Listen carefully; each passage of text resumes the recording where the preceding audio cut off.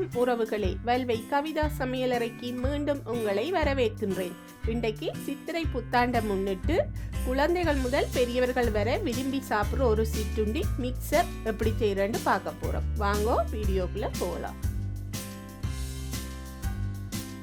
கடலைமா 3/4 kilo,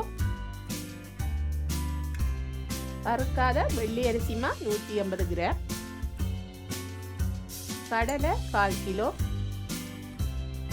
கடலை பருப்பு 1/4 kilo,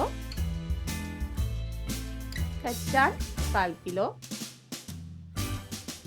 பொரிக்க தேவையான மரக்கறி எண்ணெய் 3/4 லிட்டர், அவல் 50 கிராம், முந்திரி 75 கிராம்,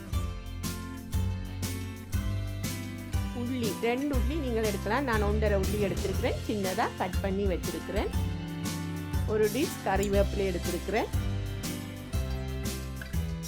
150 கிராம் மரவள்ளி கிழங்கு, செத்தல் தூள் அதாவது தனி மிளகாய் தூள் 2 டேபிள் ஸ்பூன் நான் வீட்டிலேயே ரெடி பண்ணி இருக்கிறேன். 2 டேபிள் ஸ்பூன் உப்பு, ஓமம் 1 டேபிள் ஸ்பூன், மஞ்சள் தூள் 1/2 டீஸ்பூன். கச்சான 1 மணி நேரம் நான் ஊற வச்சிருக்கிறேன். 1 டேபிள் ஸ்பூன் கல்லுப்பு போட்டு ஊற வச்சிருக்கிறேன். உப்பு போட்டு ஊற வச்சா கச்சான் நல்ல டேஸ்டாக இருக்கும். கடலை பருப்பை 3லேருந்து 4 மணி நேரம் ஊற வச்சிருக்கிறேன். கடலையை 8 மணி நேரம் ஊற வச்சிருக்கிறேன். இப்போ ஓமத்தை அவிய வைக்க போகிறோம். ஓமத்தை மிக்சியில் அடித்தோ இல்லாட்டி உரலில் நல்லா இடித்தோ போடுங்க. 1 கப் தண்ணி விட்டு நல்லா அவிய வச்சிடுவோம்.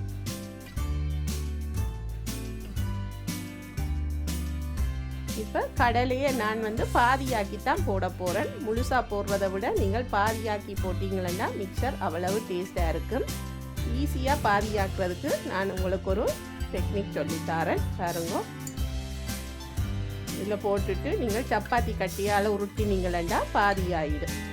இப்போ நான் எல்லாம் பாதியாக்கி எடுத்துட்டேன். 10 நிமிஷத்தில் பாதியாக்கி எடுத்துடலாம். இதை நான் இப்போ கழுவி எடுக்க போகிறேன்.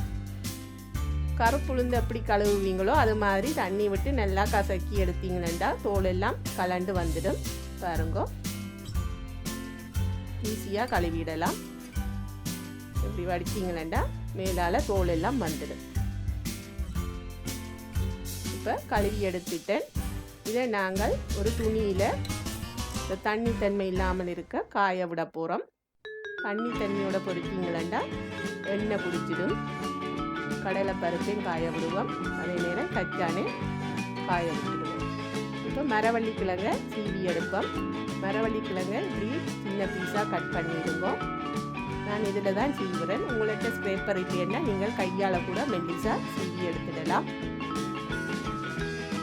பாருங்க, இந்த மெல்லிசாக வச்சு இப்படியே சீவி எடுத்துடுவோம். இப்போ நாங்கள் மாவை குழைக்க போகிறோம். கடலைமா, அரிசிமா, மஞ்சள் தூள், தேவையான உப்புத்தூள், கொஞ்சம் மிளகாய் தூள். இப்போ ஓமம் அவிஞ்சு நல்லா ஆற விட்டுருக்கிறேன். அதை விட்டு அப்படியே குழைக்க போகிறோம்.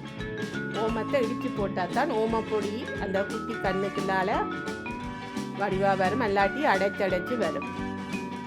அதுக்குத்தான் ஓமத்தை இடிச்சோ அரைச்சி போடும். இப்போ குழைச்சி எடுத்துட்டேன். பாருங்க, இது முறுக்கச்சு, இது ஓமப்பொடி வச்சு நாங்கள் முதல் முறுக்க சுட்டுடுவோம். இதுக்குள்ள ஃபுல்லாக மாவை போட்டுடுவோம்.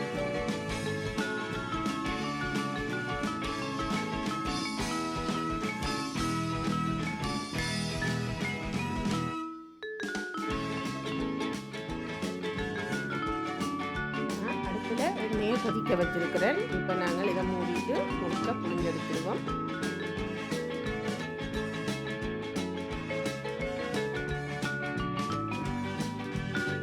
நல்லா சுற்றி புளிஞ்சிடுங்க.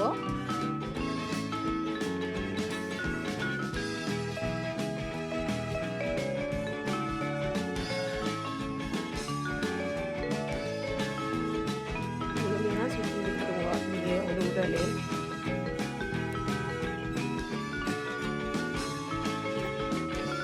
இப்போ அடுத்த பக்கம் திருப்பி விட்டுருவோம். 2 பக்கமும் மாற்றி மாற்றி திருப்பி விடுங்க. இப்போ தயாராகிட்டது, இறக்கிடுவோம்.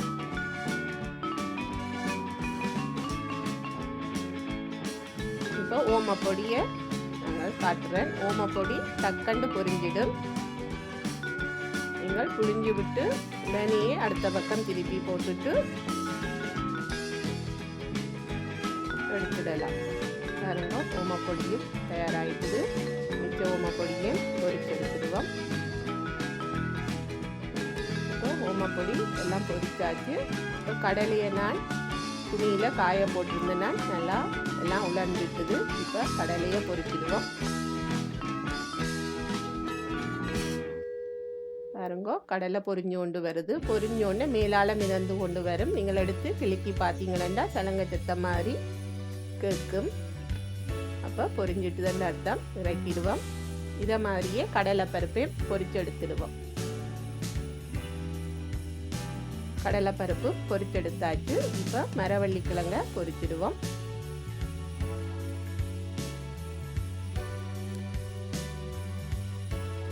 மரவள்ளி கிழங்கும் அப்படி கிளக்கி பார்த்தீங்களா சத்தம் கேட்கும். பொரிஞ்சிட்டுது பாருங்க. இறக்கிடுவோம். அடுப்பை மீடியம் ஃப்ளேமில் வையுங்கோ. இப்போ அவலை பொரிக்க போகிறோம். அவல் போட்டோன்னே பொரிஞ்சிடும். ஒரு 30 செகண்ட் விட்டால் காணும் பாருங்க. எடுத்துடலாம். அவலை எடுத்துடுவோம். இப்போ இதில் நான் முந்திரியை போட்டிருக்கிறேன். முந்திரி லேசாக பொன்னிறமாக வர இறக்கிடணும். முந்திரியும் தயாராகிட்டுது. இறக்கிடுவோம். இதில் இப்போ உள்ளியை போடுவோம். உள்ளி பொரியட்டும். உள்ளி பாதி பொரிஞ்சோடனே நாங்கள் இதில் கறிவேப்பிலையை சேர்க்க போகிறோம். இப்போ கறிவேப்பிலையும் போட்டு பாருங்க, உள்ளியும் பொரிஞ்சிட்டுது. இறக்கிடுவோம். கடைசியாக தான் கச்சானை போட போகிறோம். முதலே கச்சானை பொரிச்சிங்களா எண்ணெய் கருப்பாயிடும். வேறொன்றும் பொரிக்க இயலாது. கச்சான் போட்டோன்னே கச்சான் எல்லாம் வெடித்து சத்தம் கேட்கும். சத்தம் அடங்கினோடனே அது பொரிஞ்சிட்டுதுன்னு அர்த்தம். இறக்கிடுவோம். இறக்கி எல்லாத்தையும் ஆற விட்டுடுவோம். இப்போ எல்லாத்தையும் நான் ஒரு பேப்பரில் ஆற விட்டுருக்கிறேன். இதை இப்படியே நாங்கள் மடித்து ஒரு மணி நேரம் வச்சிடுவோம். அந்த எண்ணெய் தன்மையெல்லாம் போகிறதுக்காக அப்படியே பேப்பரில் மடித்து வச்சிடுவோம்.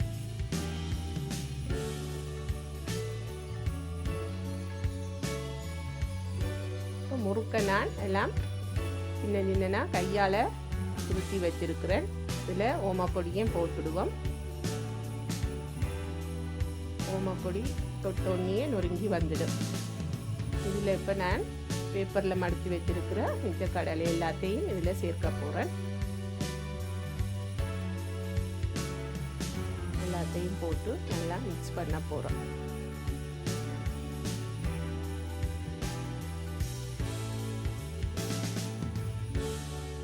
இதுக்கு தேவையான உப்புத்தூள் நீங்கள் உந்த அளவுக்கு ஏற்றபடி போடலாம். உந்த உரைப்புக்கு ஏற்ற மாதிரி மிளகாய்த்தூள்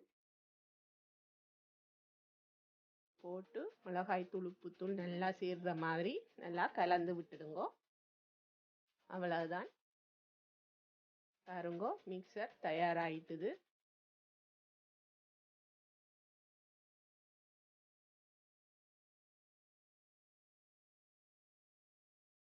இது நீங்கள் வீட்டில் உங்கள் குழந்தைகளுக்கு நீங்களே செய்து கொடுக்கலாம். இப்படி சின்ன சின்னனா பேக் பண்ணி வச்சிங்களா பிள்ளைகள் விரும்பி சாப்பிடுவினம். கடைகளில் வாங்குறதுல அதிக சுவைக்காக அஜினமோட்டோ சேர்ப்பினம்.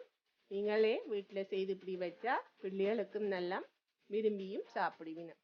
நீங்களும் இதை ட்ரை பண்ணி பார்த்துட்டு எப்படி இருந்தேன்னு எனக்கு கமெண்ட்ஸில் போடுங்க. பழமையை போற்றுவோம், பாசத்துடன் பரிமாறுவோம்.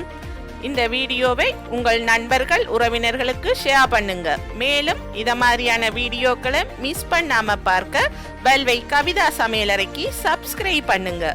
அடுத்த வீடியோவில் உங்களை சந்திக்கின்றேன். நன்றி, வணக்கம்.